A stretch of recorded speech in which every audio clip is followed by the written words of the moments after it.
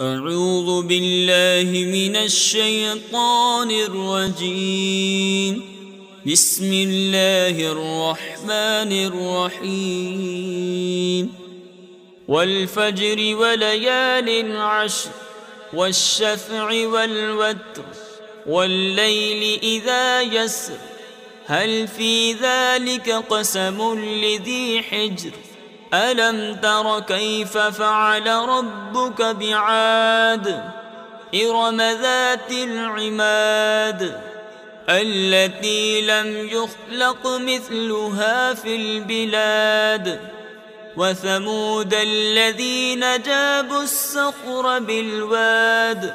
وفرعون ذي الأوتاد الذين طغوا في البلاد فأكثروا فيها الفساد فصب عليهم ربك سوط عذاب إن ربك لبالمرصاد فأما الإنسان إذا ما ابتلاه ربه فأكرمه ونعمه فيقول ربي أكرمن وأما إذا ما ابتلاه فقدر عليه رزقه فيقول ربي أهانن كلا بل لا تكرمون اليتيم ولا تحاضون على طعام المسكين وتأكلون التراث أكلا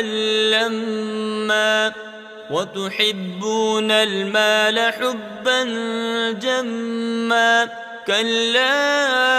إذا دكت الأرض دكا دكا وجاء ربك والملك صفا صفا وجيء يومئذ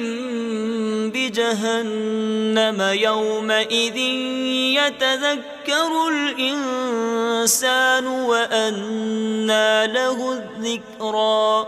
يقول يا ليتني قدمت لحياتي فيومئذ لا يعذب عذابه أحد ولا يوثق وثاقه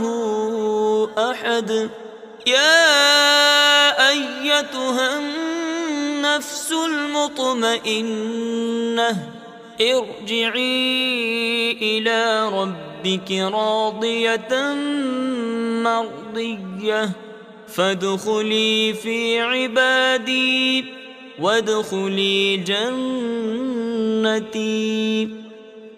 صدق الله العظيم.